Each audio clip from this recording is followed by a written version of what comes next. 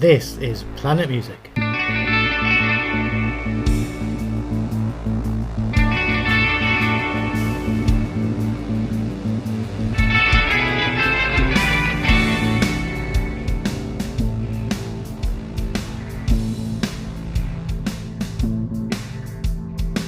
Welcome to Planet Music from the makers of Planet Marzipan. In a streaming world, we're proud to be a podcast that celebrates the art of the album.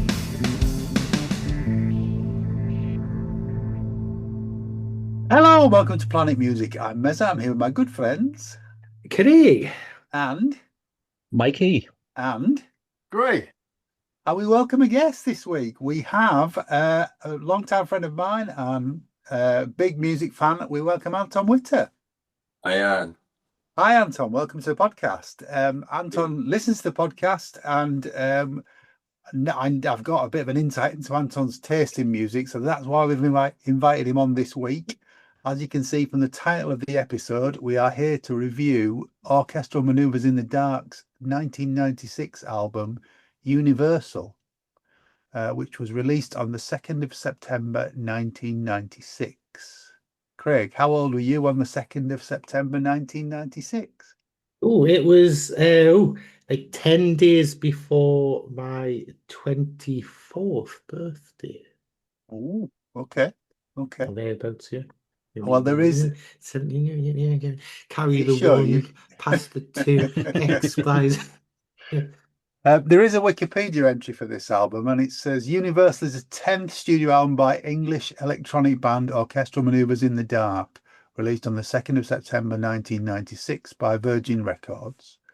Frontman Andy McCluskey opted for a more organic acoustic sound on the record, which peaked at number 24 on the UK album charts. It was generally well received by music critics, although the British media's overall resistance to OMD, which had been rendered unfashionable by the prevalence of grunge and indie rock, prompted McCluskey to dissolve the group.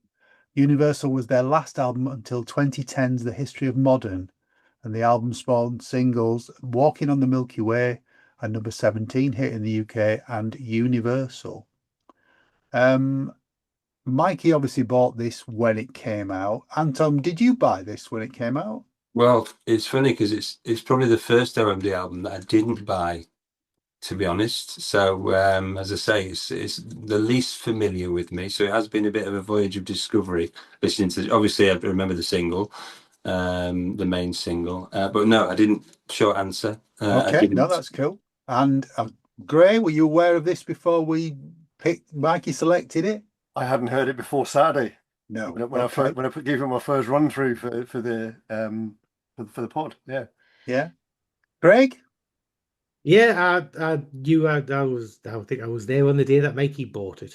Okay. You'll have been subjected to that at work, presumably. Yeah, well, not so much. I don't think you particularly played this much at work, if I remember right. I think because it was just a year before we set the business up, so we were working in retail at the time. But I definitely remember the singles from it, and I do remember Mikey playing it through vaguely back in the mists of time. But for God's sake, it was 30 years ago. Come on.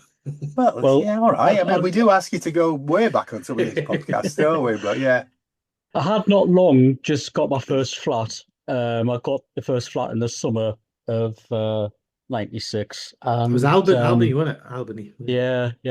And there was another album that I bought on the same day, which was released that week, which was Pet Shop Boys Bilingual. Came out exactly the same week and fared a little better. It came in at number 4. So at that point, I think there was less sort of like playing each other music because we were gearing up for, we're in sort of like halfway between college and work stuff going on, and there was, a lot of other stuff going on in lives, and I think it was just a funny old time, really. I think the album came out, and life was kind of starting to change a bit for both of us. Yeah. Well, I mean, just looking at OMD's history, Paul Humphreys left the band in '89, didn't he? So Yeah, it was just Andy McCluskey for what's this? Is this the third album that he it's the recorded third on his one. own? Yeah. I mean, essentially, the the album that they released in 1987 was The Pacific Age, and it didn't perform that well. The band was stuck in one of those really bad contracts where they weren't making any money, but management were. So they were stuck in this have to write an album, have to go on tour, have to write an album.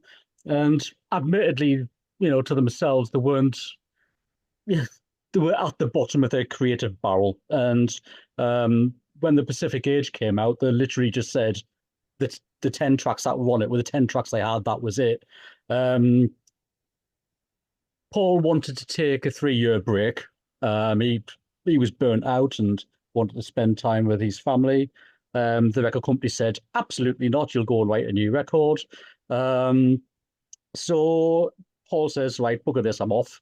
And when he left, Martin Cooper, the other keyboard player and saxophone player, walked, and Malcolm Holmes, the drummer, walked. They eventually set up the band The Listening Pool.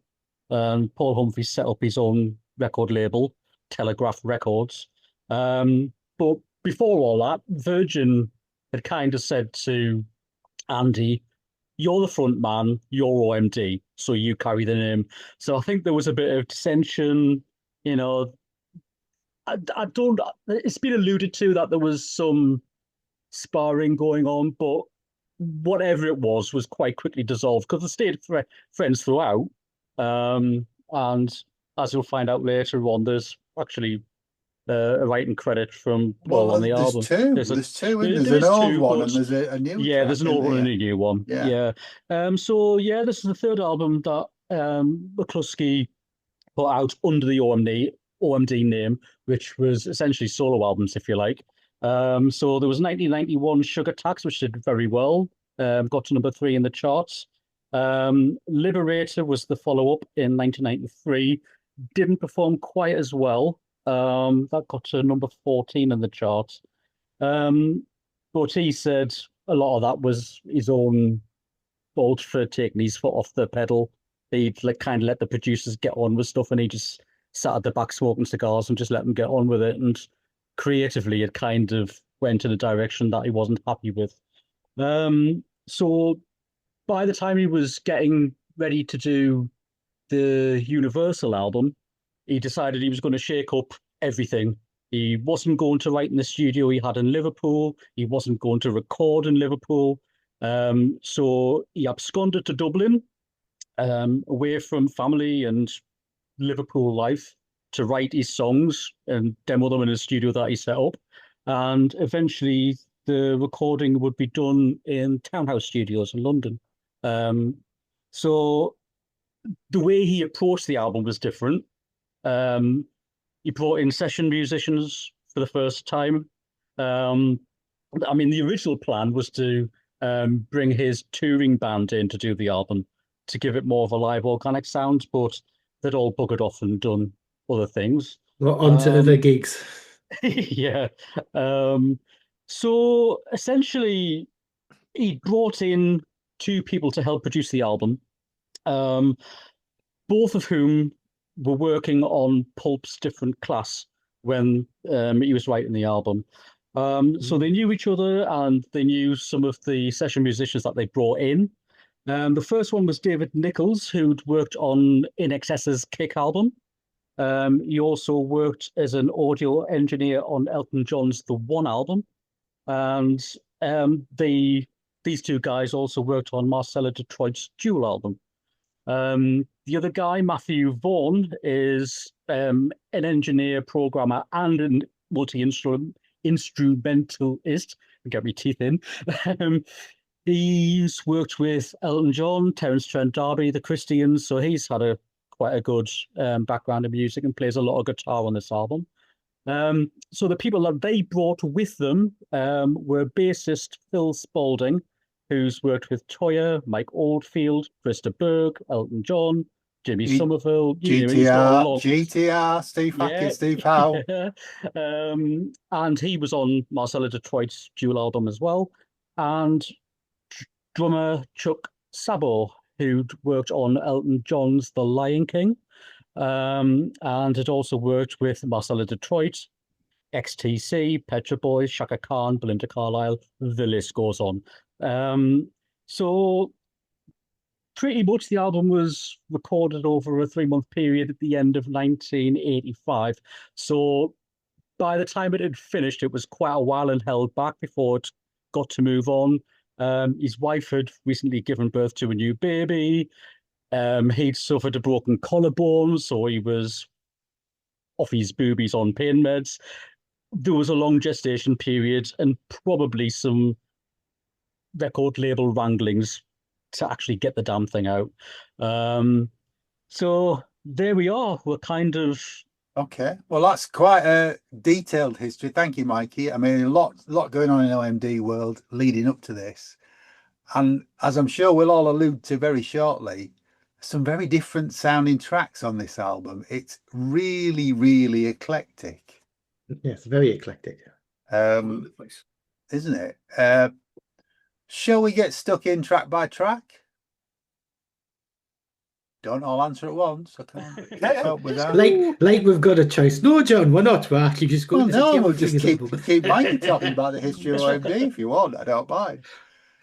First track on the album. I can't believe this was a single, actually, after hearing it, but edited down single. It doesn't matter. It's not a single by any stretch of this, but is the title track. It's called Universal. Anton, what do you make of the opening track of the album? Well, it starts off for me quite positive because it starts off very sort of early OMD, Stan Lowish type sort of bit of dazzle ships in there with the atmospherics and stuff on the intro, and then all of a sudden it morphs into a quite traditional sort of sounding track. Obviously, we've talked about the difference in sound and the eclectic mix there, and the live drums and all of that sort of stuff. But it just segues into this pop stroke rock song, which isn't a bad song, but it doesn't necessarily do much for me. It's quite sort of, I suppose the whole album itself, it's not, for me, it's not very OMD, and people might sort of disagree with that, but for me, OMD is the 80s OMD. It's not really that coherent an album, is it? Really, because it jumps around. I think on that point, quite a lot of other bands, electronic bands around that time, were sort of in the same space where they'd done what they'd done for so long. The musical landscape was changing, so we're talking sort of mid-90s Britpop, the fashions and trends, and the changes in technology, and all through this album as well. The sounds, I mean, traditional OMD, is sound design and coming up with interesting sounds, whereas this was littered with almost preset sounds, and it sort of had the odd sort of obvious OMDism with, the choral sounds and stuff like that. But it sounded very, dare I say, off the shelf. And the first track is probably a great scene setter for that. I think it does. I mean, there are almost 2 minutes of the intro, the atmospheric thing, which, as an OMD fan, you probably are thinking, wow, this is all, we're all right, we're okay here. But as you say, then it just takes off in a whole different direction. Guitars come in and yeah.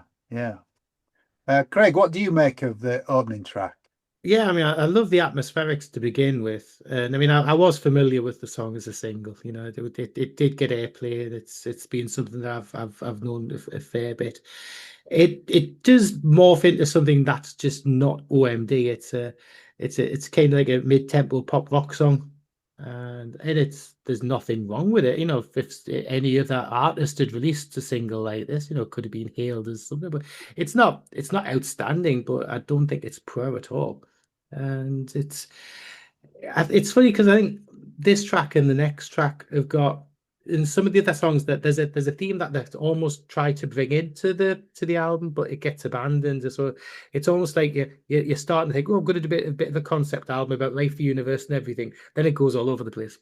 Yeah, but I don't mind this song at all. I don't. Okay. Great. So, like I said, I hadn't heard it before Saturday, and I put it on. And I heard the intro, so that 2 minutes, I thought, "Oh, I like this. This is great." And for me, it's that kind of, it's the kind of thing that Pink Floyd do in the latter albums and all that kind of stuff. You have the long intro building up, and it's like really atmospheric, and all. I was like, "Yeah, this is great." And then, as Anton said, it just goes into this kind of sort of generic, and it is that 90s sort of really compressed guitar sound. There's no life to it. It's a distorted guitar that's there. It's not doing anything. And that really flat snare drum as well. Yeah. Just as thin as anything. Yeah. But it's also really generic because there's loads of songs on this album going, "Oh, that sounds like," "Oh, this sounds like," "Oh, that," "Oh, that." Whereas this one, I'm just going, "Okay, it could have been something, but it is," and it doesn't go anywhere. I just can't believe it was a single. I really can't. But it doesn't sound bad. I think for me, no, it's not bad. But it's nothing. Yeah, yeah. I think the as Anton said, it's kind of 3 minutes generic 30 without the intro, wasn't it? Yeah. Well, it's nearly 2 minutes. But I mean, the intro is really interesting because it's got like this mechanical sort of rhythm behind it as well. It really does sound quite interesting. But then the guitar kicks in with like a riff that could be off anything, you know. And then you've got the big female backing singers on it as well. It's just, I mean, his vocals sound great on it. I have to say, despite everything we've said, he sounds great on it. Because I normally don't like his voice, but there's times on this album where I'm like, the vocals are brilliant. Really, really good. Yeah. Come on then, Mikey. What do you think of this? Well, first of all, the intro at 2 minutes was originally 5 minutes long, and he taught himself to cut it down. I think it would have been quite interesting to hear it, and it's a shame it's never been dug out of the archives. But the opening song was 10 minutes long, so too proggy for OMD. That probably too proggy. But yeah, I agree with Anton because as soon as one of the first sounds you get is that sort of like whoop sound, and I thought, oh, this is Dazzle Ships, and then you've got the clanking going on, and I thought, well, that's the Stanlow Oil Refinery, and you know, it was a nice nod, and I love the transition from the key and the tempo of the opening part into the main song. I think that's very cleverly done. The C's really seamless. But yeah, I mean, I like the drums and I like the guitars because they are replacing what the synthesizers would have done. So your statements about the drums being kind of flat and they just sound of their time. I agree with you completely, but I think it's that compromise probably that Andy's done, which is I want to do this, but it's still got to sound in some ways electronic. Having said that, for OMD, they're live drums, so that in itself is, you know, is the change. I think where on the tracks that Sabo plays on, you can tell they're not just sort of like syncopated click track type drums. You know, it has got that organic feel to it. But I totally agree with you. It never should have been a single. Absolutely should not have been a single. There's a couple later on which there are a couple. You know, there's a couple. I mean, I've only played it twice, and there's one real standout which I can't believe. Yeah, but and again, there's the trademark OMD sort of like choral effects going on. He's I mean, they've been using that since, you know, Souvenir, Made of Orleans days. But when Andy took on board the OMD name from like 1991 Sugar Tax, he really upped the, you know, choral samples. All three albums have got that in prevalence, and it was nice to see that carried on, and it's used quite a lot on this album. So it kind of marries what's gone before without it being too different. I love the guitar, in inverted commas, in guitar solo at the 4 minute mark. I think it's really a bit quirky, but it's okay, but it gets a bit repetitive. That's my. I think at 5 minutes 41, if you take away the 2 minute opening, there's a lot of repetition after the first couple of verses, and it's like it doesn't deliver. The ending of the song's great. You know, the beginning of the song's great. I love the guitar solo in the middle, but Well, I'm just saying, it's just I've missing a bit of actually shine. missed out on my notes. It says guitar solo because I think it Guitar, sounds like well, a yeah. guitar solo. Yeah. So I thought it was a I think guitar that's what to I was begin with saying, because until the it's end. hard to distinguish in some places what's keyboard and what's guitar, and you know, is it sampled guitar, or is it two slightly sampled electric guitar? Who knows? Who knows? Hang on, you're getting all Oldfield on us now, aren't you? Too slightly distorted guitar. So Indeed, yeah, oddly. I don't mind. I think it sets the tone for the album to a degree, and I think it was a case of not so much out with the old, with it in with the new, but like a marriage of the two. Yeah, it makes You your know. ears prick up, doesn't it? That's the Yeah, I think important so. thing, It's quite a bombastic opener, and I don't think anything else on the album could have done that. I think had it not been a single, I think it's a great way in. But I just Yeah. can't believe they put it out as a single. But hey, just as an aside, the single only got to 55. well, that's because it's not a single, yeah. But the video was directed by, and I'll never get his surname pronounced correctly, Howard Greenoff, who'd obviously done Marillion's Dryland video. He did all of Pet Shop Boys videos through most of the ones through Bilingual, and I think he was, yeah, well, I think he did most of Placebo's videos around the start of their career as well. So busy man. Right. Well, speaking of singles, track 2 is the first single from the album, and it's Walking on the Milky Way, which I think most folks will know. Anton, what do you make of this? Well, it's obviously the most commercial track on the album, the obvious single. I would have probably, if it had been my choice, had that as the first track on the album. Very melodic, shades of Tears for Fears, Seeds of Love in there. That's Yeah, my you notes got it gone. first, We've you all got written it that first. down, yeah. Yeah, it's that obvious though, to be fair, isn't it? You know, Yeah. it does sound like that. Although how many years after Seeds of Love was it? About 7 years after that. So Yeah, you know, 7 years. obviously good full production, classic single, really gone to town on the production, great big production, and a taste of what's to come in terms of the sounds for the rest of the album. But again, quite of the time, 90s, very 90s sounding in terms of the actual sounds. It's got the choral samples in there, which I guess is the trademark OMD sound, you know, from back Architecture and Morality and before. But it just sort of smacks in places of sample libraries as opposed to creating their own sounds. So I wouldn't say lazy, but I think that happened to quite a lot of people around that time in bands, because synths were easier to use in terms of the presets, whereas in the old days you were sort of constrained by the limitations of synth. You had to create your own sounds, whereas around that time, where you know synths like the Korg M1 and the Roland D50 and the Yamaha DX7, they were littered with really good sounds. So actually, where was the inspiration to create your own? So a lot of bands sort of sounded the same. And I'm not saying that they sounded the same as everyone else, specifically OMD, but you can just tell that not a lot of thought has gone into the actual sounds. That's my sort of personal view of it. Do you think that's him losing Humphrey's influence then?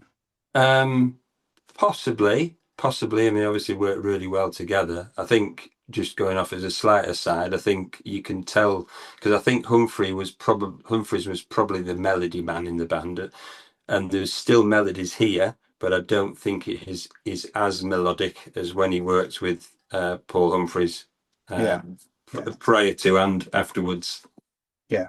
Okay. I think the presets thing is a good point, because I watched I think it was a Depeche Mode video documentary recently, and they were making the sounds and they were programming even the drum samples and the loops. They were doing the frequencies and they were doing everything by hand to get this. It took them so long to do it. They set their own rules. That was their law to do that. As you say, by this time you switched on a DX7, you go, I want a string synth, I want this, I want that.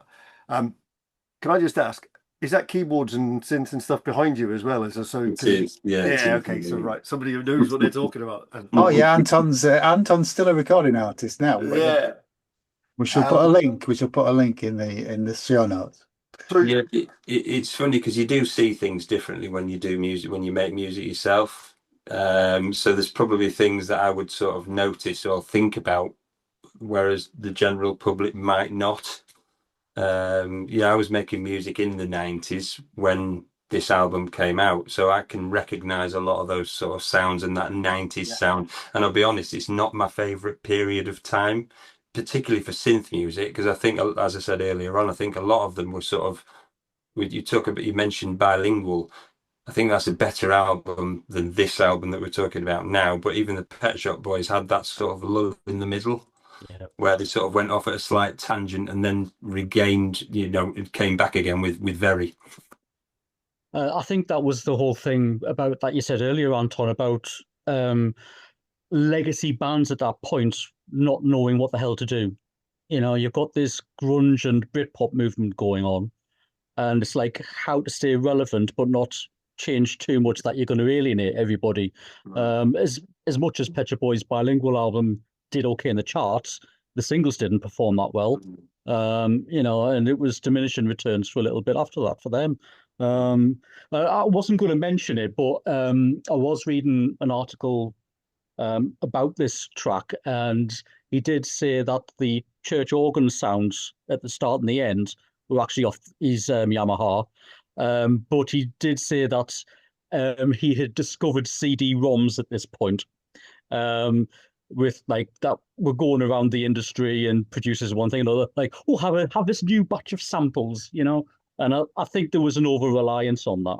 Yeah, and Anton, you'll know. I mean, I used to subscribe to magazines like Future Music and what at that point. Oh, yeah. And every month you get this magazine and it goes, new bank of sounds, sounds. And everybody would end up using the same things. Mm. You know what I mean? And for It me, was a my big notes for this, I transition just basically- period. Sorry? It was a big transition period, though, wasn't it? It was a big transition period. It went from like everybody writing their own things to everything being available to everybody. I mean, you brought them up though. If you compare this to Depeche Mode, there's no comparison with what they were doing at the time. Totally. Yeah. Absolutely pushing the envelope still. Mm-hmm. But anyway, getting back to the track list. I've got notes. I remember the single being a single. I remember actually thinking, oh, that's different. That's not OMD. I quite like it. It's got a Britpop feel to it, but I think because of the live drums and what have you, although it's very keyboard based rather than guitar based like the rest of the Britpop stuff, it's got that feel and that vibe to it. Yeah. And you can tell they're trying, that he's trying to get into like, how do we move past where we are and become relevant again? And then alienate all the fans. Yeah. Greg, what do you make of it?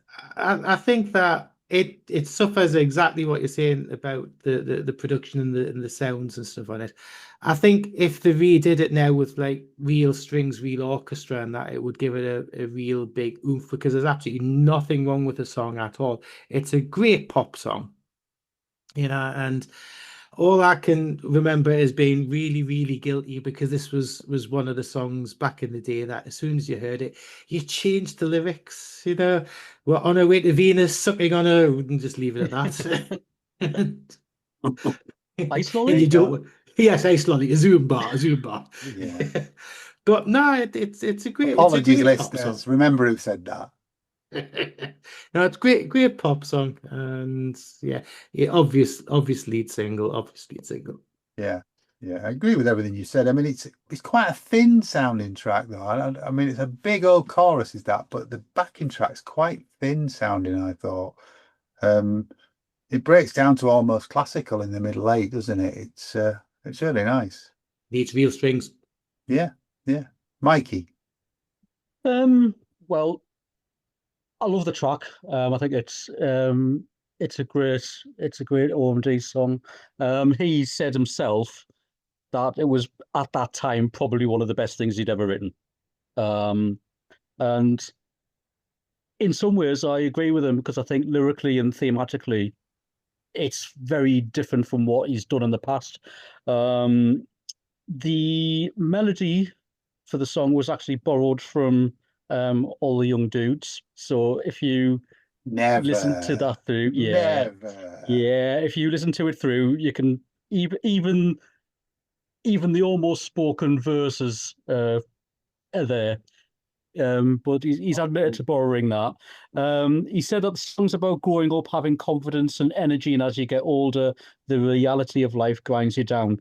What I was curious about was the fact that he mentioned the ages of 17 and 21, because pretty much at the age of 17, they'd signed with Factory to get the first single version of Electricity out. And by 21, when they said the world was theirs, was when Architecture and Morality came out. They were 21. So they were past it then. yeah, Dinosaur thing.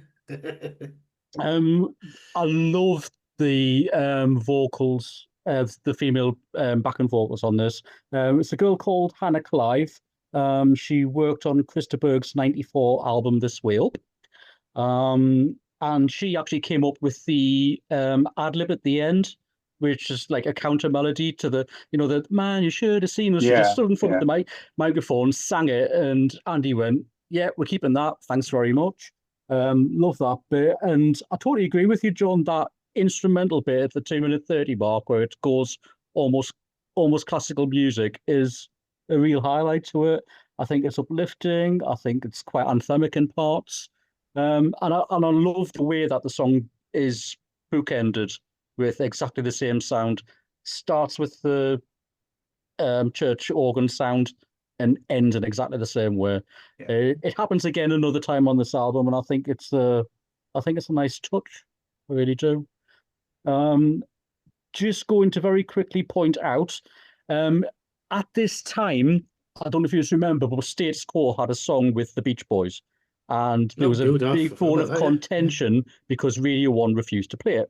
Yeah. And that's when Radio 1 suddenly decided they weren't playing, old legacy artists. They were changing this, they were changing that. And regardless of where you were in the top 40, that didn't mean to say that you got an instant A-list or B-list or C-list on Radio 1.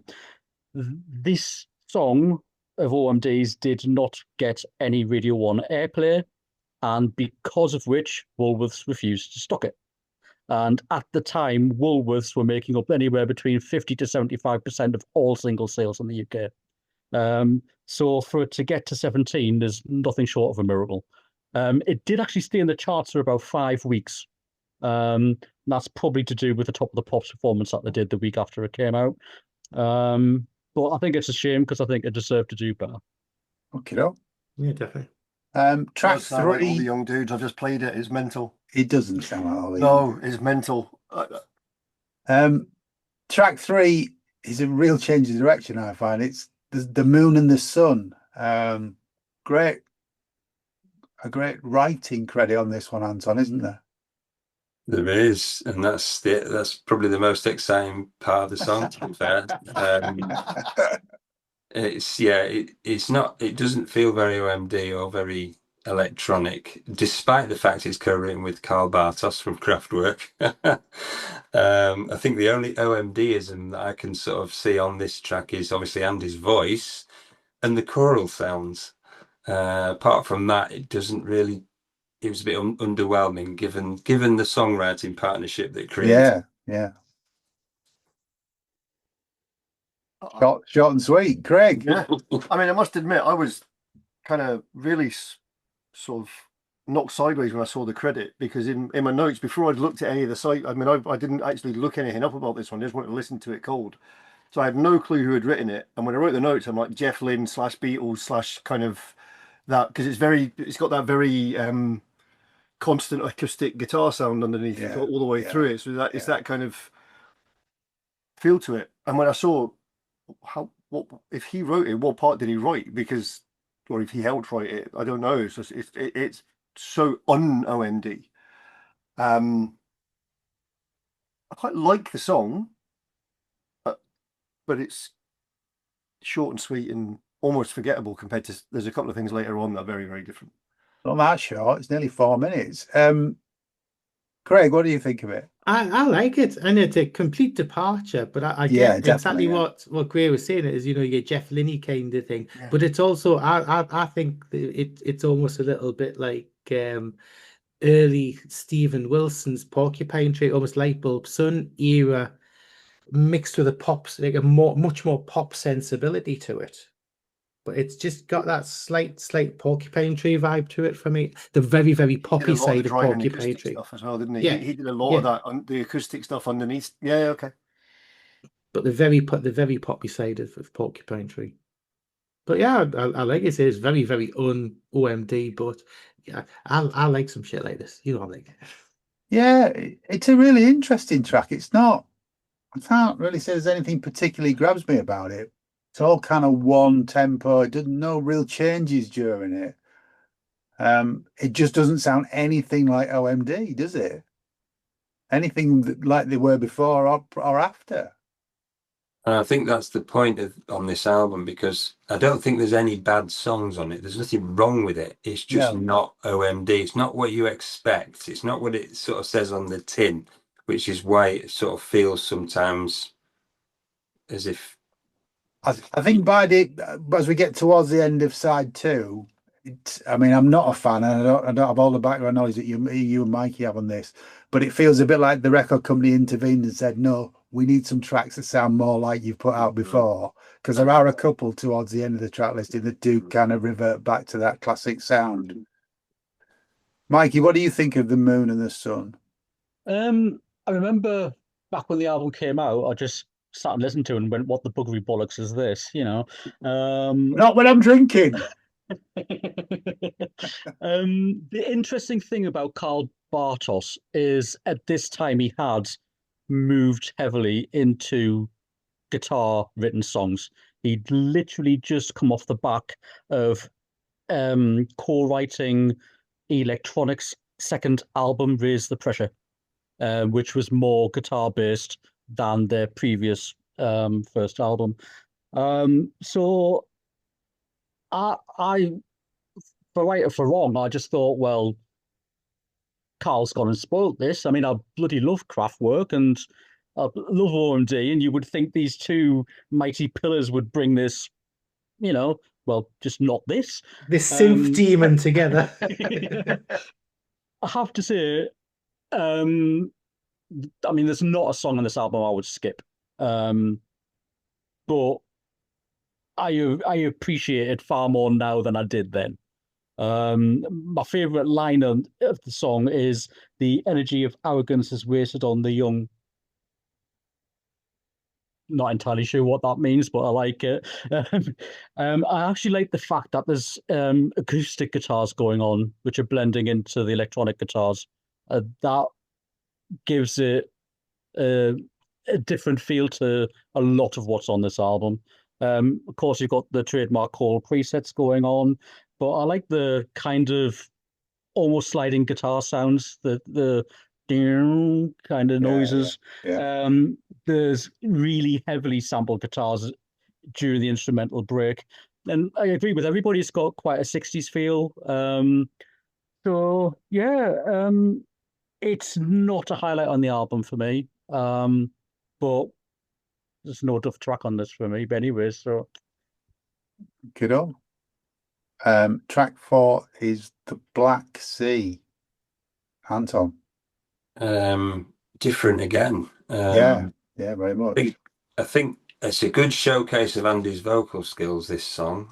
I think, to be fair, I think one of you guys mentioned it, Andy's voice is really good on this album, and he does showcase what he can do, really sort of pushes the boundaries with it, but as a song, doesn't really excite me that much.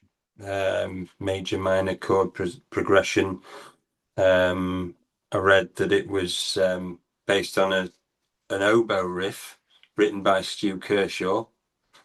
Is it still a riff if it's on an oboe? I suppose it should. I suppose it is. It just doesn't sound right, oboe riff. Yeah. So, well, he's obviously transposed it onto or transformed it into a keyboard riff. Yeah. But not really much else to say other than I think the standout bit is, as I say, is Andy's vocal on this track. Yeah. Okay. Great. This is Black Sea, isn't it? No, I keep saying Craig and you're answering Craig, but Craig.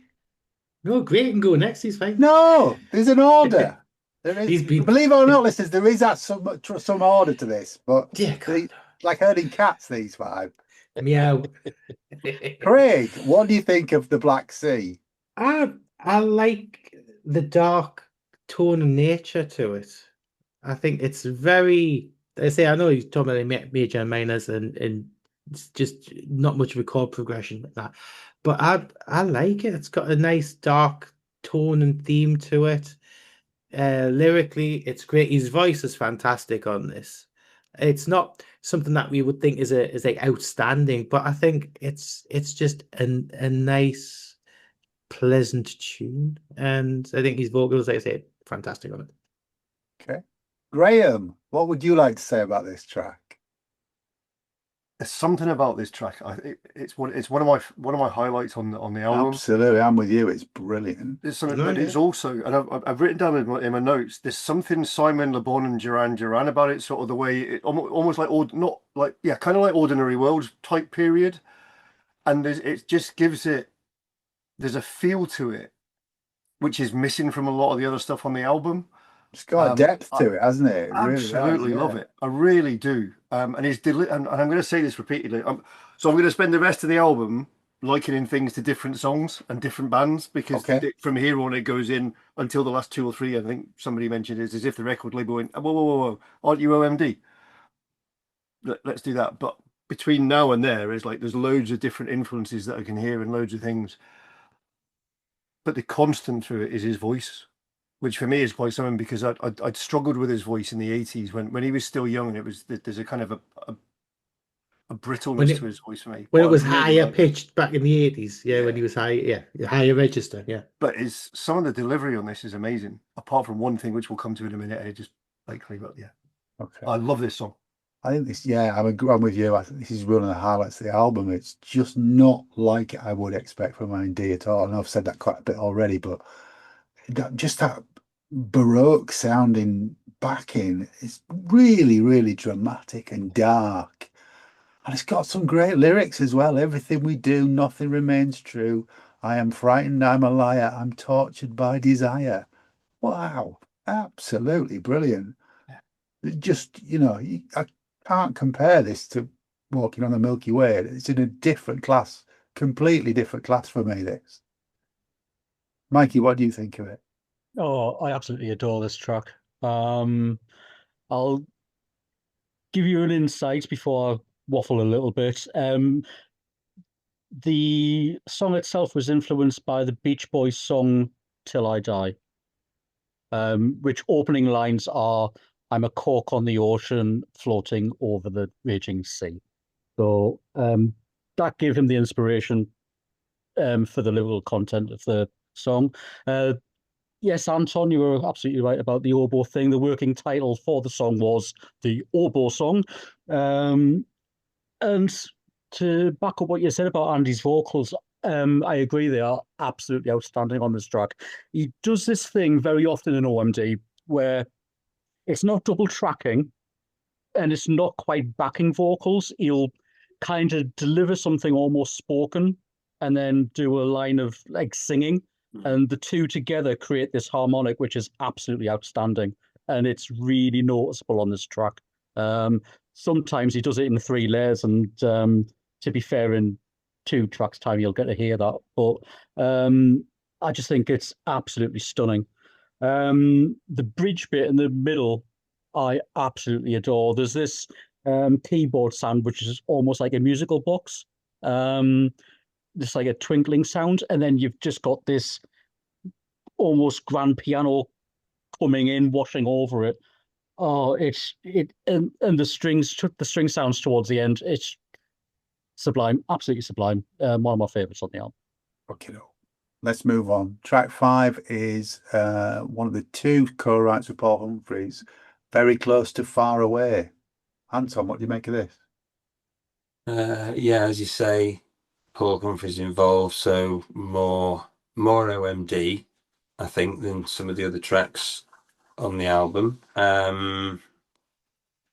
a nice track, nice song. There's some nice backing vocals on there by a certain Carol Kenyon. Yeah. Obviously, she worked with so many other artists, most notably Heaven 17 on Temptation. Yeah. Yeah. But yeah, I mean, just a nice OMD sort of style song, and good to hear a song with Humphreys involved again. Because I'd heard sort of back in the day that they had fallen out. Obviously, there's different stories in terms of the extent to which they'd fallen out.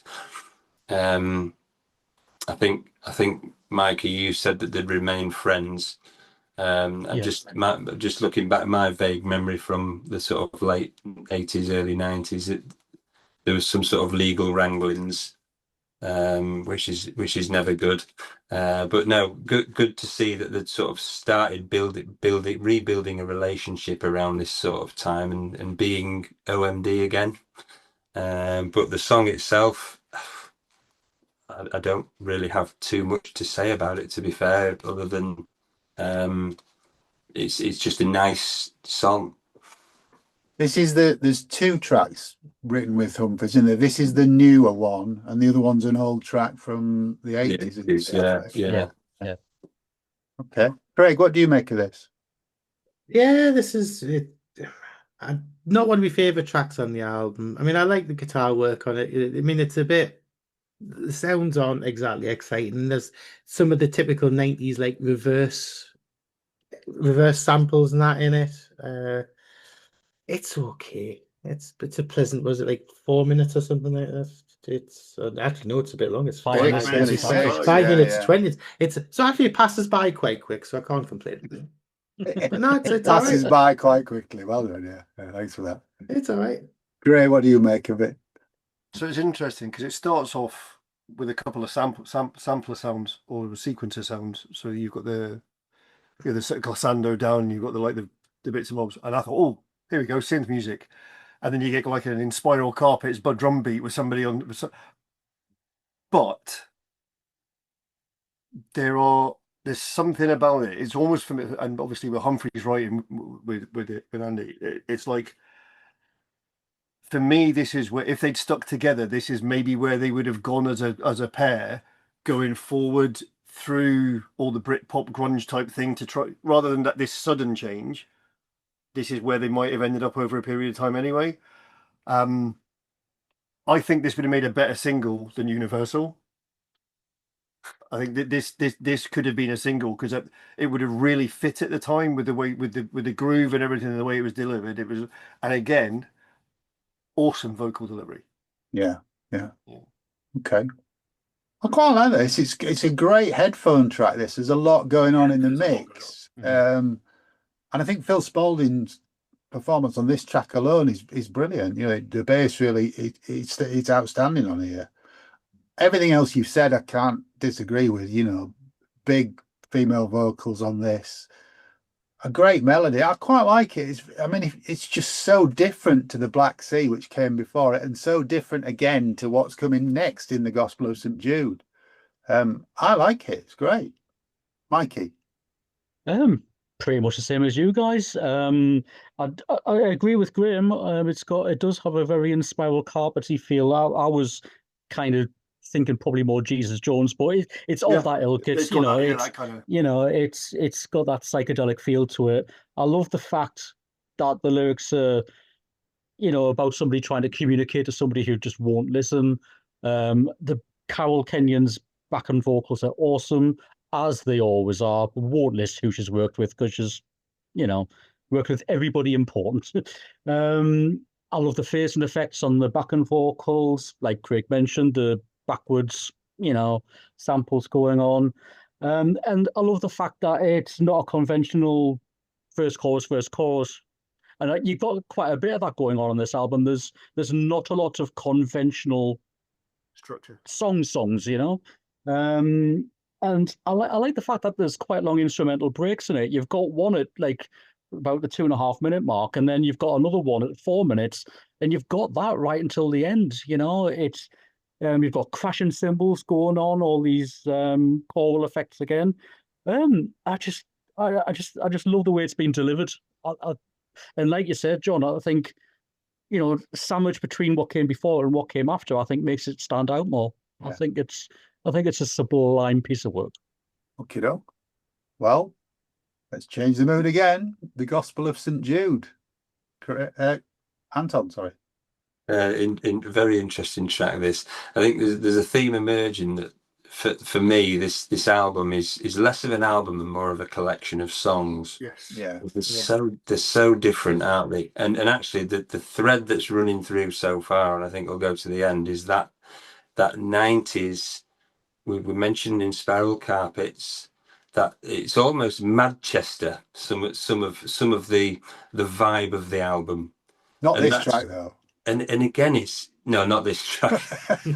Yeah, this is Manchester, Alabama. Yeah. If the album's a bit like a Manhattan skyline, isn't it? Yeah. So, but this particular track, I don't know. It's probably my least favorite, and it's probably quite clever. I suppose it depends what you're looking for and which way you're looking at it. But I'm thinking, right, was he trying to do something a bit like Songs of Faith and Devotion here in terms of, some of the tracks on that Depeche Mode album, like One Caress, Condemnation, Get Right With Me, that sort of vibe. Yeah. It almost feels a bit self-indulgent as well. So it's not bad, but for me, it doesn't fit on the album. No. It's like a B-side. It should be a B-side of a single. But again, that's just purely my opinion. But it just sort of comes out of nowhere, and I'm thinking, what are you doing with this? He's kind of done this at the end of each side of the record, hasn't he? This is the end of side one, and who holds to the end of side two. Yeah. Yeah. But it's almost Amazing Gracie, isn't it? It's very hymnal. Yeah. Very much so in places, yeah. Definitely. Greg, what do you make of it? Yeah, Anton's just said what I'd had in my notes there. It's like, your big gospel a cappella choir song to the theme of Amazing Grace, essentially. What we're saying about it being like it's a collection of songs. It reminds you a little bit of Internal Exile with Fisher's album, where it's a collection of boys' own stories, where this is a collection of different songs, different styles pieced together to form an album that's not necessarily cohesive, but it does work. But yeah, this couldn't be further away from anything else on the album, could it, if it tried? No. And I get what he's trying to do with it. I mean, it does sound great for what it is, and the voices on it are stunning on it, But does it scream OMD? No, it doesn't. No. Great. So Rose, my missus, is obsessed with soul and gospel and all that kind of stuff. So there's a lot of that gets played in the house, and I really like it. And then my notes here just say no ! Wrong voice for soul. You can spit peas through it. It's not. It needs to be a big, bold, brash, really heartfelt, and he kind of gets it. And then I put but. Then the choir comes in, and that does lift it. Was it the Richard Allen singers that come in and sing this with him in this song? It does lift it, but it's almost a pastiche of Amazing Grace at times. I'm like, why not just sing Amazing Grace? It's like, I'm sorry, but it doesn't work for me. Okay. So you've written no ! Yeah. And I've written WTF! This shouldn't be on the record. No. It's just not good enough, and it doesn't fit with anything else. It's not for me. Mikey. This is another one of those tracks where when I first got the album, it was another one of those, what the buggery bollocks is he doing? I admire it. I admire the bravery behind it. I like what Anton said about One KRS, because that came to mind when I was writing my notes, and I just thought One KRS was done really, really well. Well, I was going to say, but that achieves what it sets out to do. This doesn't. Yeah. And I think Graham's right. I think when the Richard Allen singers come in, it gives it its oomph and the gravitas that it needs. But the one thing that I will say about the album, and yes, I agree with the Boys' Own Stories collection thing, the whole thing, that the running theme through the entire album is looking back and things coming to an end. Pretty much every single song has got that going on to some extent. This is a guy who pretty much knows that his career is almost done, and he's writing about it, and he's reflecting on what's gone by, what's gone wrong, what can I do to fix it, and whether the lyrics have been portrayed as a relationship or whether it's, blatant, it's all there. And I think that's where it wins for me. What he did say about this was it's the struggle to achieve happiness, but no matter what you do or try to change, you never attain it. And I think that's how he was feeling at the time. And this man is a staunch atheist. So to present it in a gospel style is, again, a little bit, is it tongue in cheek, or is it him sort of like burying the hatchet of his atheism? I don't know, but I think his singing delivery is really powerful on it when it hits right. I think the first verse doesn't, but the second one does. I agree. Sound-wise, it probably doesn't fit on the album at all. And there was a B-side to Walking on the Milky Way called The New Dark Age, and that was more experimental and should have been on the album, and this shouldn't. This should have been on the B-side to Walking on the Milky Way. Unfortunately, The New Dark Age isn't available on any streaming service at all. But when this goes out, I will post the YouTube link for it, because I think it really belongs on this album. Okay. Next track, first track on presumably side 2 of the album, is That Was Then. Anton. I think my thoughts on this one are sort of building on what Mike has just said around the lyrics and the fact that it's such a melancholic album, and it's almost sort of resigning itself to this is potentially the end of OMD or the end of the career as he knows it. The lyrics on this particular song are about reflecting on a journey that was potentially coming to an end. And it's a very simple production as well, so it really does focus on the words, I think, more than anything else. So it hasn't got a great big lavish production behind it. Very simple song, just sort of telling the story. And like we've already said, there's definitely a theme to the album, which I guess came to fruition because it was the last album for a good few years. So it was almost like a goodbye, isn't it? Yeah, definitely. Craig, what do you make of this? The funny thing, what this reminds me a little bit of, and it's a little bit bizarre, is it reminds me a little bit of 1990s Mike Peters. The Alarm Mike Peters. Yeah, because he's did a solo Did a couple of solo albums, yeah. I can hear that, yeah. Just his vocal delivery and the kind of guitar work and things and stuff like that. I think like the Breathe album kind of time is what I'm getting. Again, there was a simplicity to that. Yeah. It was, right, okay. Yeah. But yeah, it's a pop rock song in sound.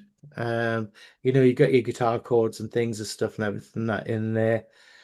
It's interesting. It's interesting. Okay. Great. Best song on the album by a country mile for me. Wow. Okay. It is, but it's weird because it's not an OMD song by any stretch of the imagination. No. And it's odd because Anton mentioned about the sort of simplicity of the structure. I don't think there's any normal drum fills. I think there's a couple of bits where at the end of a 4-bar bit he'll do a second snare hit or he'll do a bit, but there's no big fills. There's no pomposity. It builds. And it builds you, the strings come in, the guitars come underneath, you've got the slide, and his voice soars. And I think this showcases what he can actually do when he gives it someone when he sings. Well, yeah, there's no vocal performance like this anywhere else on the album because he goes from nothing to 120 and then back down. Exactly. Again, so for me, as a performance song, I can imagine this finishing a gig. Yeah. and doing this kind of thing where each of the band members walks off having finished their part, and the drums are just finishing off at the end, and then it just stops and the lights go down. I can it's that kind of big feel about it. And I say favorite song on the album by a country mile. Yeah, brilliant. It's an outstanding track. It is. It's not particularly a melody track, is it? It's all about his vocal delivery on this, and the way that the music builds underneath it. And he does. How long is it? What is it? Another 5 minutes? Is it? 4.5 minutes. 4:27. 4.5. So yeah, it kind of builds from nothing into the middle where he's really, really going for it in a way that you probably haven't heard Andy McCluskey sing elsewhere. Yeah. And then it comes back down to nothing at the end. It's great. Brilliant. Mikey, what do you make of it? Just before we do, I just want to put a little addition onto the Gospel of St. Jude. I found an NME review of it. It uses 2 words, piss awful. Yeah. I think Grace is better. That's what enemy think of anything that wasn't Indian at the title, didn't they, really? And just for the record, Saint Jude was the patron saint of lost causes. Yes, it was. That was then. It's got to be my favorite track on the album. The lyrics for this song became my overplayed song when my relationship came to an end a few years after this. I just thought it's written about me. It was one of them ones that just hit hard. And over the years, when things have gone wrong, I've put this song on and it just hits, I like the way that everything builds and then falls away again. It's like the song's got this massive Doppler effect going on, where literally every couple of lines of vocal delivery, you've got something else coming in. And this was a song that I alluded to earlier on, where literally it starts with drums and it ends with drums. His vocal delivery throughout, like you said, John, is absolutely outstanding. It starts quiet, it becomes powerful and almost defiant in the middle, and he sounds almost exhaustive towards the end. I mean, I can't imagine it would have been done in one take, but it makes you feel like it was. He sounds weary at the end of it. I just think it's absolutely outstanding work. And I love the lines where it says, I would listen to the things you said. They all made sense. Why don't they now? Not a penny in our pockets then. We never worried. So why do we now? It's vitriolic and I love it. I think it's absolutely outstanding work. Okay. On to the next track then. Too Late. Anton. Just continuing on the sort of melancholic theme, I think this track's quite vanilla for me. It's probably my second least favorite on the album. Very 90s sounding. I think you probably know that I'm not a massive fan of 90s sounding electronic music, although this album, as we've said, isn't that electronic sounding for OMD, sadly. So yeah, very nice sounding in the sounds used and the production techniques, very digital preset driven, and a little flattened sort of standard pop format. So it didn't really excite or inspire me, this song, if I'm honest. Okay. Greg. Yeah, I think Anton's right with this. But however, one thing I would say, if this had been released 10 years earlier, or even the early 90s, get rid of a bit of the Stock Aitken and Waterman kind of production that's on it and OMD it to the max, this could have been one of the biggest singles to date. I think this should have been the other single on the album, personally. But yeah, I think it's got too twee a sound to it, but I think the fundamentals are there for it's no more song. Or less twee than Walking on the Milky Way in the chorus, I don't think.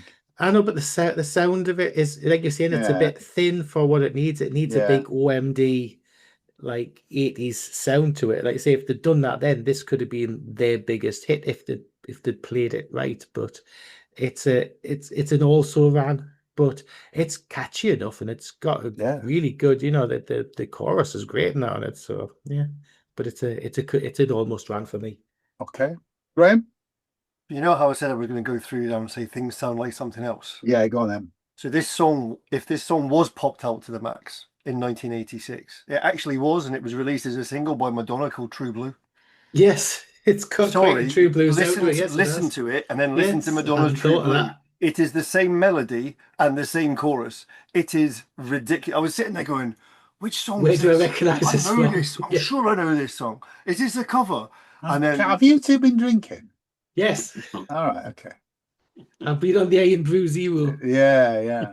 I stand by hearing my You ears. stand where you like, mate, but I don't know what you're talking about, yeah. He's going to call a coffee next. Come on. Yeah, No, no, and by the way, no. that's me. I'm getting another Pat Leonard into the kind of Yeah. Everything comes getting back to into that, Kevin like, Gilbert and the Pat full Leonard, circle thing all again. of these podcasts. It's- now, yeah. aren't I they? need another drink. Yeah, but seriously, I don't like it generally compared to some of the other stuff on the album. They could have done so much more with it, but if they had, it would probably have ended up sounding even more like Madonna's True Blue if they'd OMD'd it. Yeah. Okay. I think it's a great pop song. It really should have been a single, far more than Universal was. It's not outstanding, but it's a nice, catchy tune, and it's okay. Mikey. This song and the next song, Andy had to fight to get them on the album. He essentially wanted something to kind of pull the second side, if you like, and to give it a more up feel. So there's actually less work done by the two producers. I was going to on say these two songs. He's built self-produced these them. tracks himself, hasn't he? Yeah. Yeah. So he removed some other more experimental stuff off the album to get these two songs in. So this one was added to the album at the 11th hour. This was the last song to get fitted in. And it was actually touted to be the third single. Whether that was the record company saying no or Andy saying, sod it, there's no point, it's never been really said, but it was lined up to be the third single on the album. I love the bass-driven start to it. I think it's got a fantastic piano melody, and it's got another sort of like leaning towards the 60s feel. The middle eight bit where it does the all the tears are falling down, or there's some nice tambourine work going on. It to me, I couldn't quite put my finger on what 60s band it sounds like. Maybe slightly like the Monkees, I'm not sure, but just that middle bit. But despite the lyrical content, again, you've got these uplifting vocal harmonies and choruses. And I actually like the twee string sounds. That's do. It is a bit more saccharine than what's on the rest of the album, and I agree with Craig. It probably could have done with a bit more work, but being the last thing to hit the album, that was probably a time thing than anything else.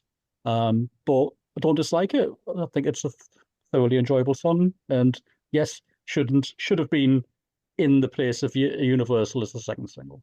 Yeah. Okay. Well, at the risk of sounding like a Pet Shop Boys song, the next track is "The Boy from the Chemist Is Here to See You," Anton. Yeah, I like the title actually because I like quirky things like that, and this is where the album for me starts warming up again a little bit. This sounds more of an OMD song for me than a lot of the other songs on the album, and dare I say it wouldn't look out of place on one of the latter albums, obviously with the benefit of the more modern day production. More than a passing resemblance to Common People by Pulp, which is understandable, I guess, given the production team, and there is shades of that in there. Potentially a single, I'm not sure, maybe a remixed version, I don't know.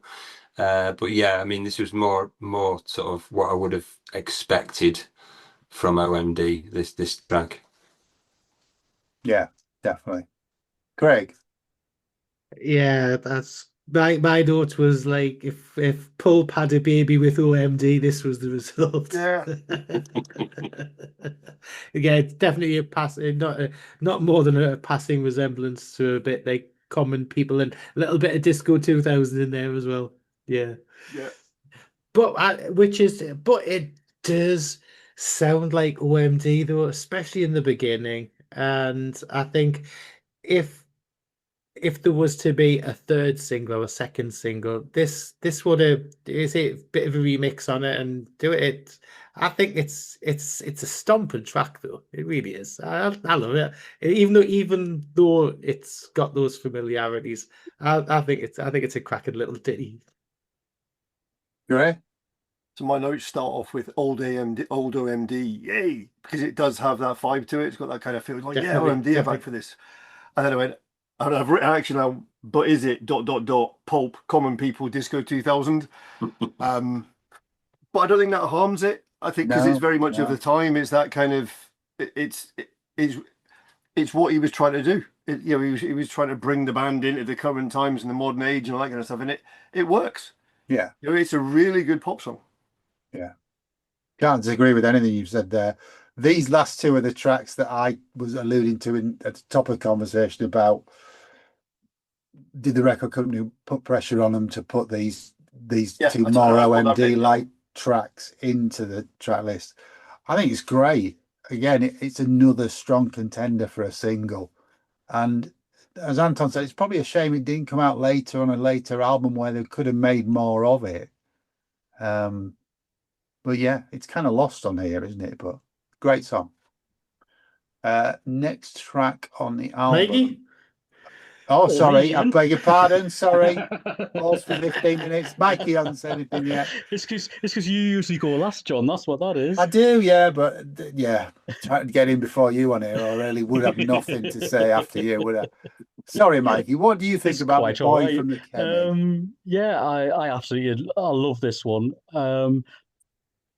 Obviously, the similarities to Disco 2000 aren't missed on me at all, because I used to sing Disco 2000 over the top of the choruses anyway back in the day.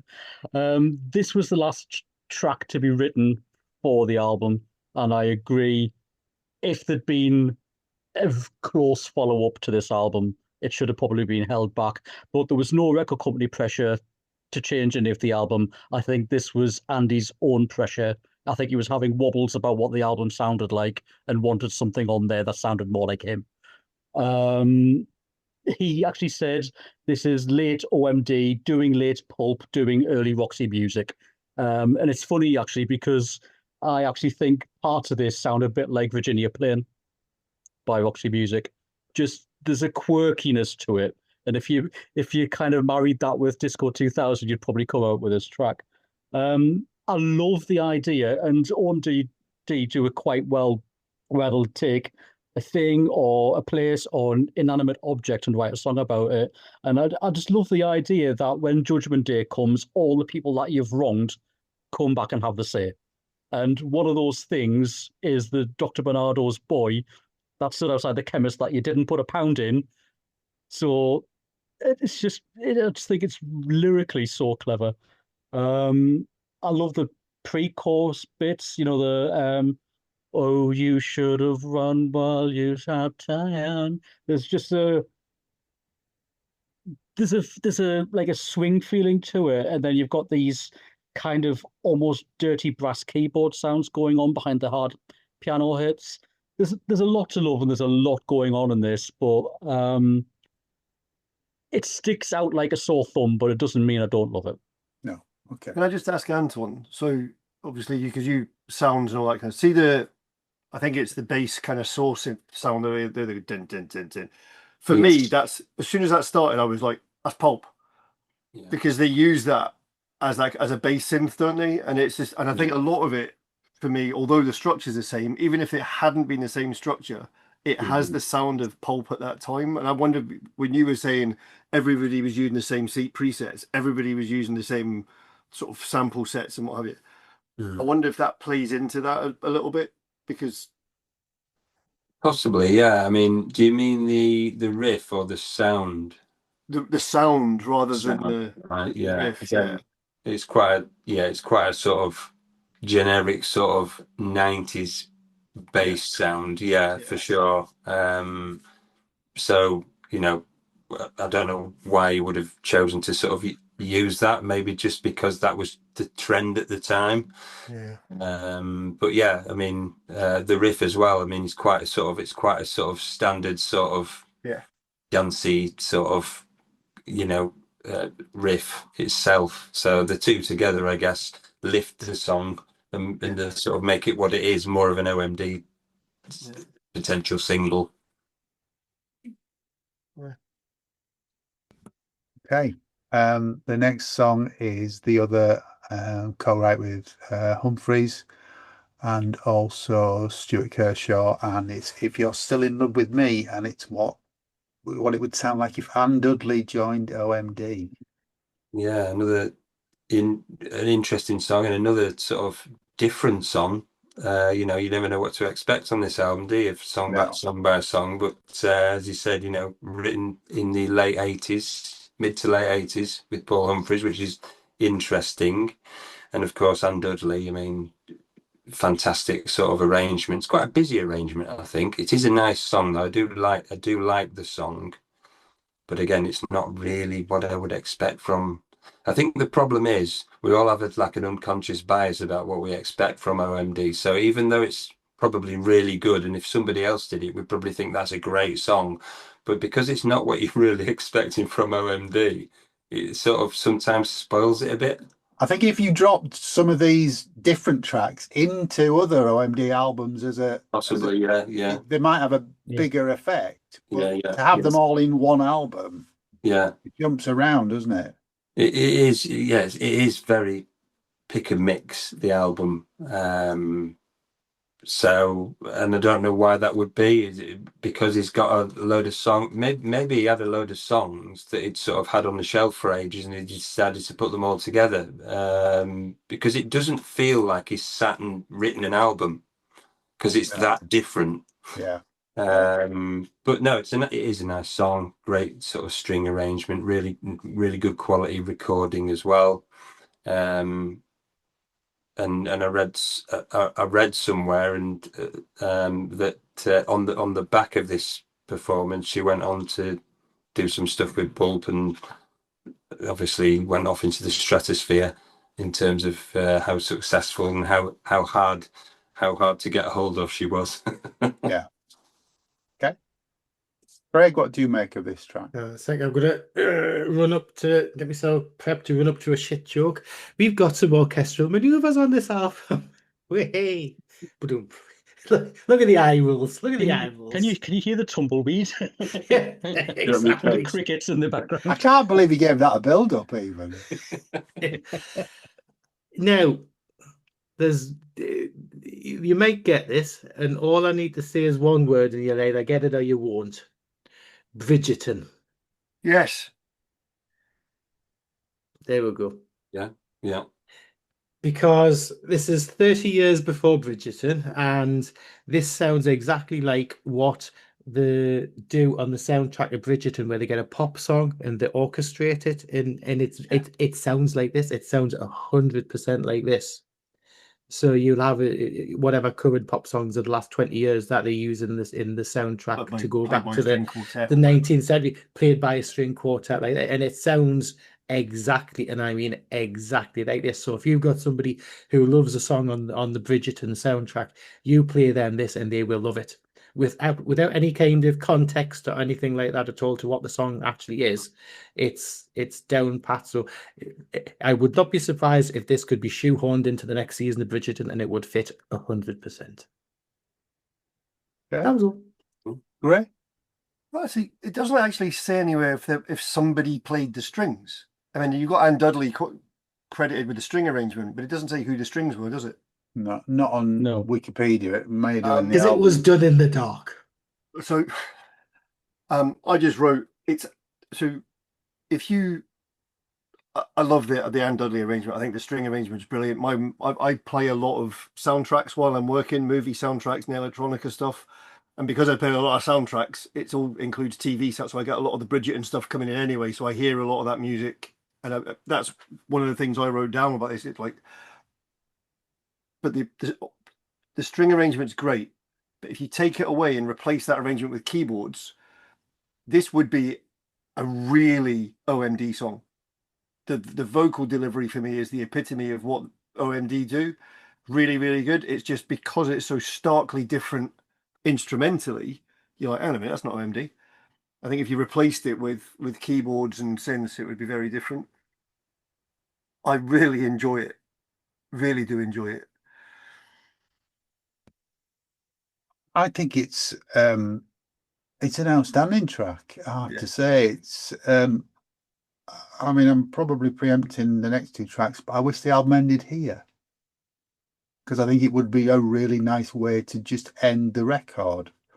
On a high. Don't think the next two songs work at all for me, but I shall say that again in a minute. Mikey. Well, just some background to this. You're right by what you said earlier on in the pod, John. It was written back in 1987, hence the Paul Humphreys credit, and they recorded it in a reggae style, believe it or not. Oh, my God. In 1993, Stuart Kershaw came in to do a string arrangement version of it on synth, so that's where his writing credit comes from. It was recorded quite early on in the album process while the other guys were still working on Pulp's different class. So yes, Anton, that's why she got the gig on doing the arrangements on different class. I think this is wonderful. I think it's one of Anne's, as she always does, it's just a perfect arrangement. And I just like the fact that even in bog standard stereo, you can distinctly hear all the instruments going on. If you want to hear the cello, you can hear the cello. If you want to hear the violins, you can hear the violins. It's just so beautifully led. It's another one that I'm not entirely sure fits on the album, but you could say that for any one of these tracks if you isolate it. It's such an eclectic album with so many ups and downs. That as much as one track might not belong on it, then the next track does, and it's not so much the light and shade of it all. I just think there must have been at some point where Andy McCluskey was just throwing everything at the wall that he could think of and see what stuck, and I don't want to disparage the guy, but it almost feels like at some point he might have been floundering a bit, just worried about what direction he was going to go in, if he was going to get another direction to go in at all. Well, I think it goes back to that you said, Mike. He's probably thinking this is it, so let's just put out what I've got. But if it doesn't hang together, it doesn't hang together. Yeah, but he said from the off that he was recording this and writing this differently to everything else he'd done in the past, and in that remit, he succeeded. Yeah. But yeah, I love it. I think it's absolutely great. Okay, well, we've got another left turn. It's not over yet. Track 11, New Head. Anton. Feels like a bit of a filler, this track to me. I'm somewhat put off by the 90s drum loop, but that's the benefit of hindsight, because actually when they were first out, I was sort of guilty as anyone else, thinking, yeah, this is quite good, this is quite a new sound, but it just hasn't aged well. So when I listen to it now again, it doesn't sound great. Very psychedelic sounding track. The lyrics don't make much sense. Again, it just feels a bit fillery for me. So that's all I can say on that track, to be fair. Okay. Craig? Yeah, I did have a note on saying a bit. It's got the typical in Spiral Carpets 90s style drum beat thing to it. Is that a sitar that gets strummed on it, or something? They've got the Indian kind of. That's your thought as well. Yeah. But they say it's very psychedelic. To me, this kind of feels like a B-side. Yeah. You know, it It would have. reminds me of some of the Tears for Fears B-sides that are really sort of experimental and Yeah. not I mean, not too much structure to them. yeah, but I do like the psychedelic kind of vibe to it. But it does date the album quite a lot. But and against what we're saying earlier on, where there's a lot of sounds used in this that have been used in lots of other albums and that around, so it makes it of a date. But yeah, I don't mind it. Okay. Great. So there's a couple of keyboard sounds in it that are quite sound like the sort of the, I think they're called the R's, the vocal R's and stuff there, but it's kind of all that kind of old style vocals. I know some of them are quite like, oh, that's a bit OMD-ish. Then the drums come in, you've got the wah wah guitar that starts it off and all the bits and bobs, and then it kicks off, and I'm like, he's been listening to the shit song on Songs from the Mirror by Fish. There's a very something in, there's something in the air. It's got that's exactly the same feel as something in the air to it. That kind of with that Nothing wrong with something in the air. It's infinitely better than this.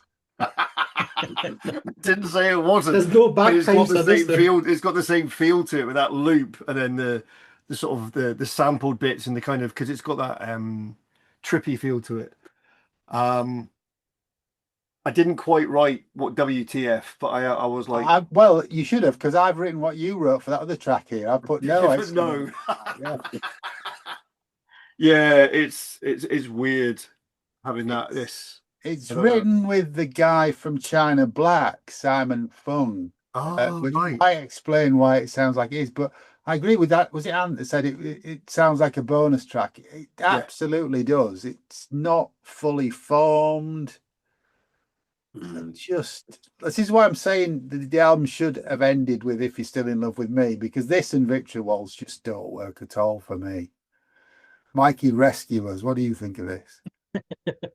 I always thought this was him trying to do Primal Scream and not quite getting there. I think you're right. I think Simon Fung does bring that kind of oriental feeling to it. I like the feeling of repetition and the trippiness about it.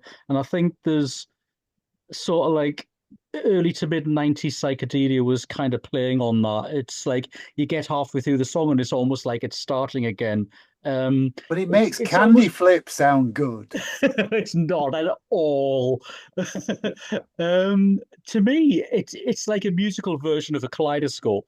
You've kind of got these lyrics that are kind of laid over each other. And going back to what Anton said, basically what he did was he went into a studio and just laid all these lines down. It was just like an unconscious process. I'll bet they laid some lines down before they did this. And when he played it back the next day, he was like, "Oh yeah, this is great. I'm going to keep it." There was no sort of like lyric writing process to it. It was just the words were the music, if you like. And I think the ABC thing could be a nod back to Dazzle Ships with the ABC auto industry. Maybe I'm clutching at straws there. But I actually like the way the song, again, it's not a standard structure. And it is experimental. And, you know, in hindsight, probably, yeah, it's B-side material. But again, I think when he's searching for something new, it's as psychedelic as some of the other stuff on the album, but I think you're getting into that almost repetitive bit. You know, it didn't need to be 5 minutes long. No, but it didn't. But where it's good, it's good. You know, I love the chord presets on it.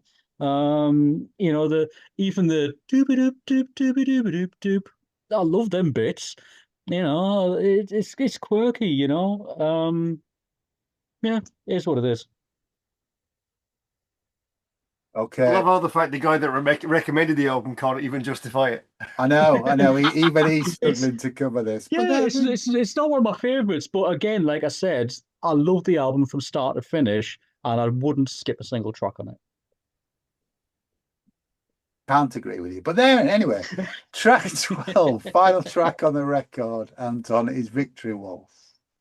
And another turn in a different direction. It's not a bad song, you know. I think it does showcase Andy McCluskey's songwriting skills. It's not a bad song. I wouldn't have chosen to put it as the last track on the album. If I was going to put it on the album, I probably would have maybe the last track on side one, and I'd probably go for something a bit more big crescendo at the end of the album. But there's some nice melodies and some nice vocal samples on there, quite apocalyptic sounding, which I like. But it's nothing really special. And I think it's probably a victim of the the mismatch of songs on the album. So if you released an album of stuff all like this, then it'd probably be quite stunning. But it doesn't really fit with this collection of songs, which this album is, a collection of songs. Yeah. Okay. Great. I'm going to do a Craigie tangent here. I think this is Andy McCluskey's OMD's version of Outside the Wall. There you go. More tumbleweed, folks. Yeah. I think we're going to have to put a disclaimer out with this episode that some of the panel may have been induced by Ian Drew. No, it's just got that vibe to it. Yeah, kind of. Yeah, no accordion on it though. No accordion on it, but that's why I said OMD, Andy McCluskey version of a theme of like Outside the Wall, where it's downplayed and downbeat, and it just he's coming down from the high of New Head, isn't he? Yeah, something like that. And I think this is the point where they kick all the white bricks down. I think. Yeah. But yeah, I'll go back into my little closet. No, you keep finding these. These are gems. These. Gray, what do you think of it?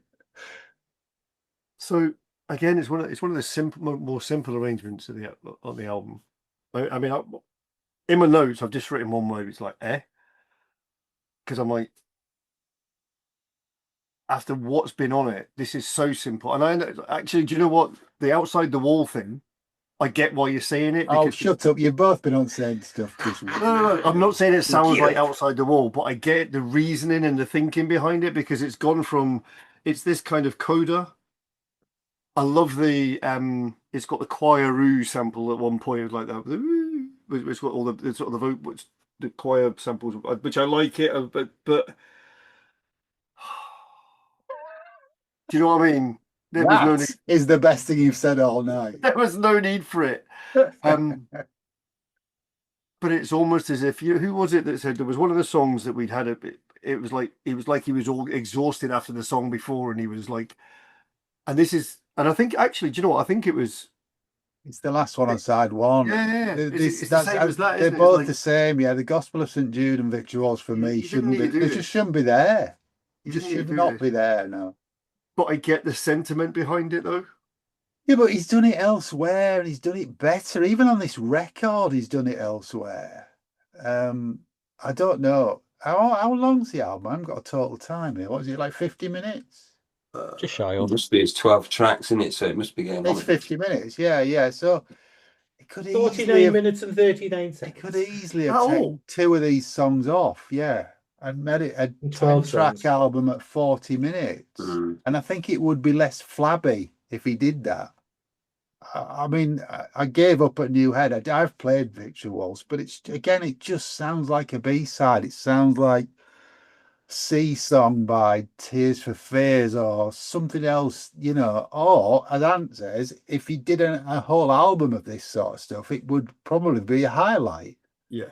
But, no, it should end on track 10 for me, this album. But here's someone who disagrees with me, Mikey K. Yeah, sorry, wholeheartedly, guys. I think this is absolutely sublime. I think it's heartbreaking. I think definitely that. I think the fact that it's clearly about the ending of a relationship, but again, could be the end of OMD, just struck it for me.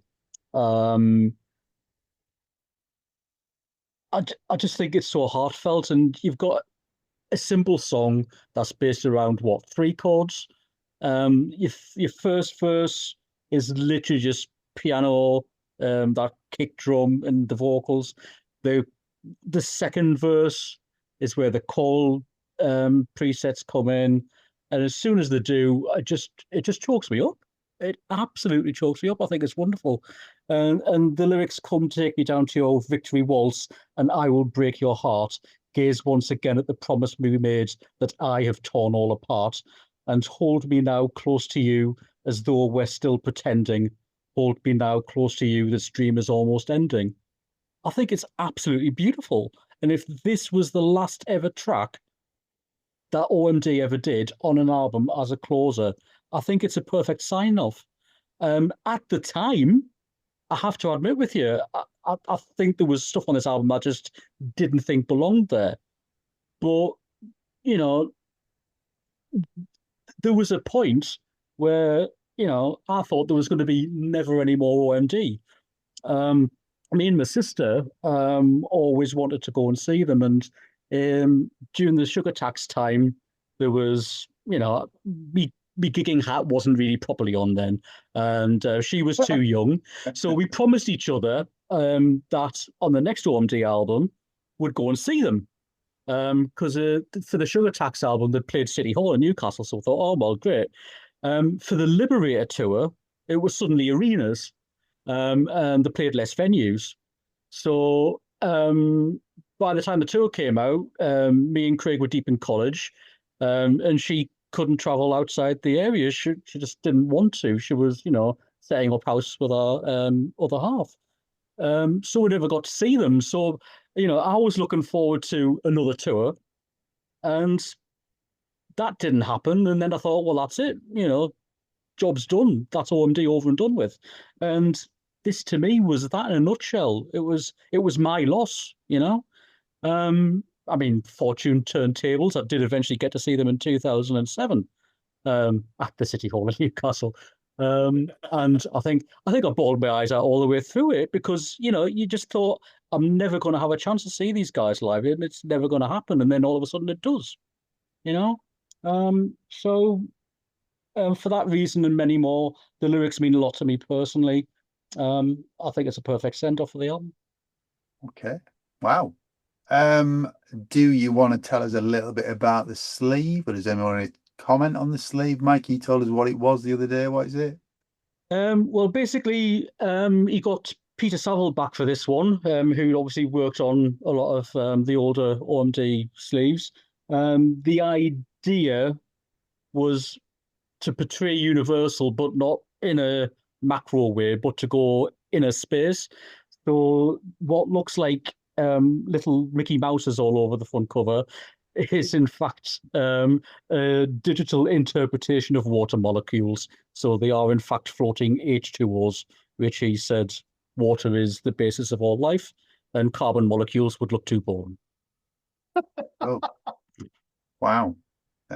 Yeah. Don't think it helps the record, if I'm honest, but probably didn't sell many copies.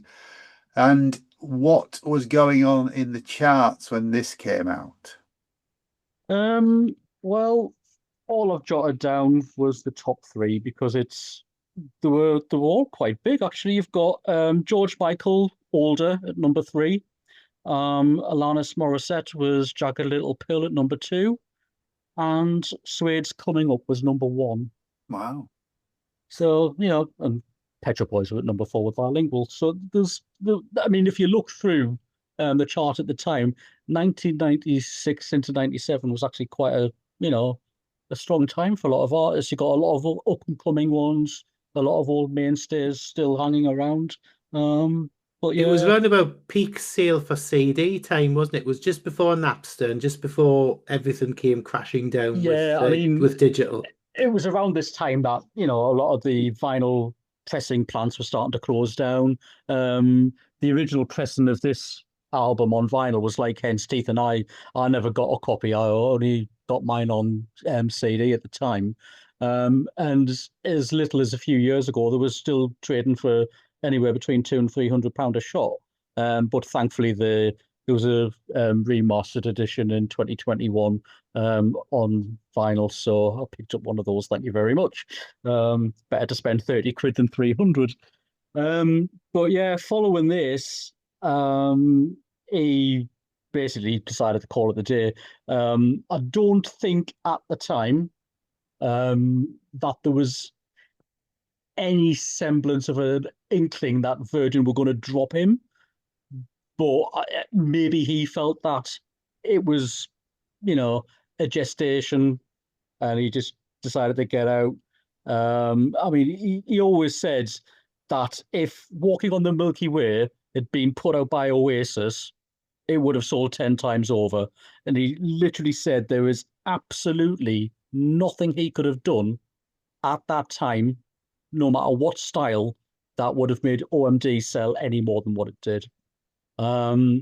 So, within a few years, he was often writing songs for Atomic Kitten, which was his way of getting back at Radio 1 and record industry insiders by basically saying, what I do is good.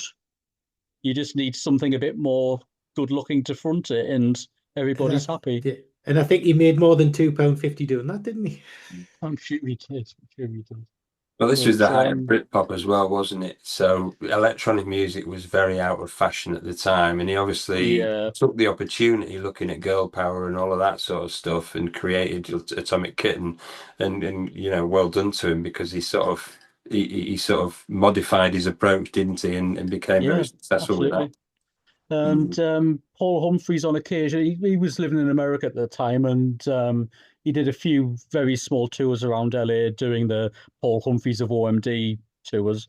And he eventually hooked up with Claudia Brucken, and came up with a band between themselves called 1-2. Didn't do much more than release a couple of EPs and an album, but what they did was quite interesting, and that was around 2005, 2006. And then by 2006, they got approached by some German guys who were doing the electric proms over there, and basically said, would you come and play with our orchestra and do some stuff? And they were like, oh, okay, why not? And that snowballed. They got a lot of interest from promoters in the UK. So they tentatively booked, I think it was a 8 or 10 date tour in 2007, which eventually rolled out to 50 shows. And it was that inverted commas comeback tour alone that spurred them onto the idea of actually writing an album and giving it another go. So by 2010, History of Modern came out. And it's funny because we're now in 2026, and they've been together longer since the comeback than they've stayed together in the first 10 years. It's like bizarre. Take That. Just like Take Bizarre. That. And what we're on the 10th of June now. They're starting their summer festivals tour tomorrow in Lincoln on the 11th of June, and they're playing quite a few dates around the UK and Germany. So there's a lot still going on for the guys. What's the most recent album, Bauhaus Staircase, like? Any good? It's eclectic. It's not the best piece of work. Out of their most recent albums, I think English Electric is my favorite, because it's a lot more like Dazzle Ships. It's got short interludes between the songs that are quite eclectic and very experimental, and definitely harken back to early OMD. This sounds like a very different OMD electronic sounding. It's very modern sounding. It's a little bit jarring. I haven't played the album a lot, in all fairness. I'm not a massive fan of it. Do you like it, Anton? Yeah, I think I agree. The latest one, I was not disappointed, but it sounds almost too polished. It sounds like it's come out of a tin can. Punishment of Luxury is my favourite of the later ones, but the first one English Electric was a great comeback. It was like a real back. Oh dear, back, brilliant. Punishment of Luxury is brilliant. Particularly, I can't remember the blooming name of the song now. The song that's got the sound of the birds, the curlew bird. That's gorgeous, and seeing that live was amazing. Can't remember the name of the song now, but anyway, that's out of the three, that's my favourite. I think the middle one. Okay. And it's funny, because when they came back with the Punishment of Luxury, History of Modern, the opening song on it, New Babies, New Toys, is really heavy guitars. Really heavy guitars. And it's like, well, it's an OMD comeback album, and the first track's guitars. It's not even, it's hardly any electronics on it at all. It's amazing. Yeah. And swear words. Okay. The swear words. It comes with a parental advisory sticker, that one. Okay. But yeah, there's a lot. I don't think under 18s are particularly listening to the album. Good point. Well, we've obviously got two big OMD fans on here. Craig, have you got a recommendation for this album, or I actually really enjoyed it.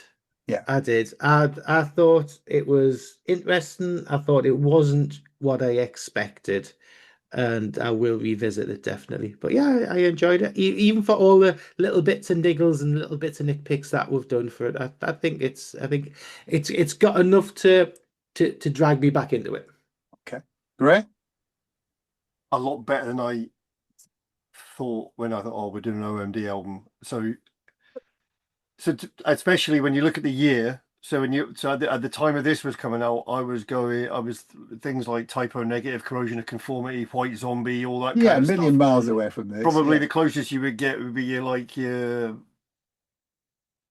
the stuff that we've said it covered, like some of sort of the more trippy and spiral carpets and stuff and what have you. So that was about the closest I would get to what OMD were. As Anton said right at the start, as we've all got older, our tastes have widened. I listen to a lot more electronica now, but I still find I prefer Depeche Mode and what have you to OMD. There's something about OMD that I find a little bit insipid sometimes, but this album isn't that, which is weird. I'm really quite surprised by it. And there's tracks in this that I will quite happily add to playlists and have listened to. Yeah, I mean, I've never seen OMD. I've seen Depeche, and Depeche are like a completely different beast live.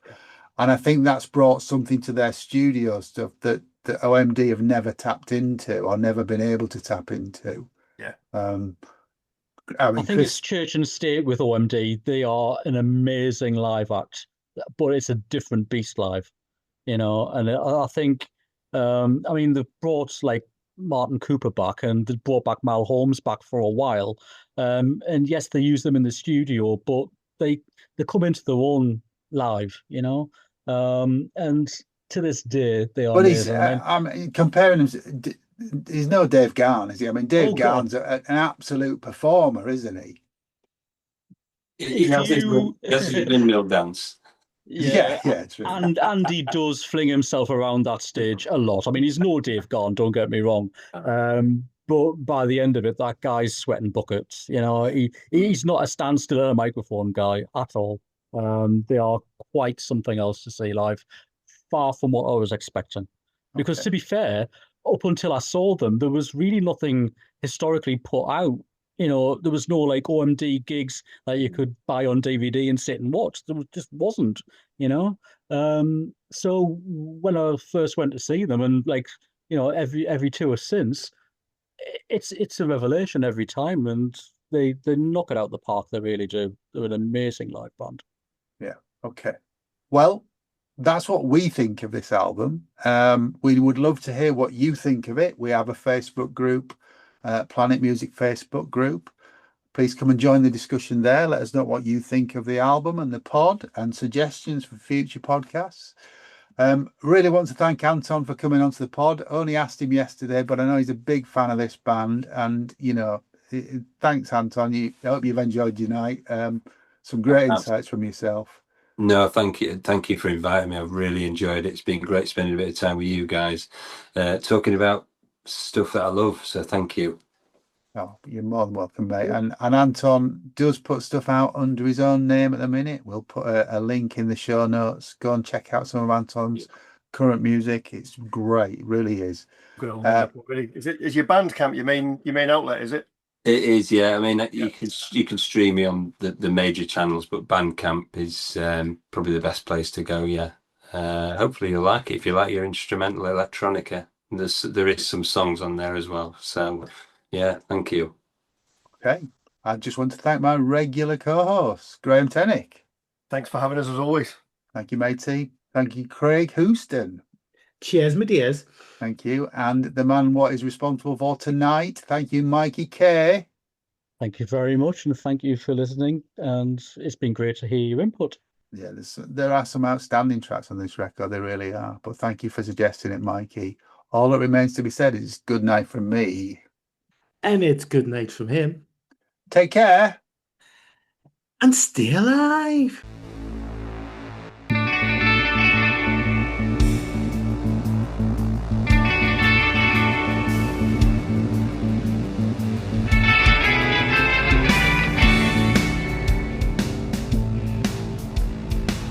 Thanks for listening to Planet Music from the makers of Planet Marzipan.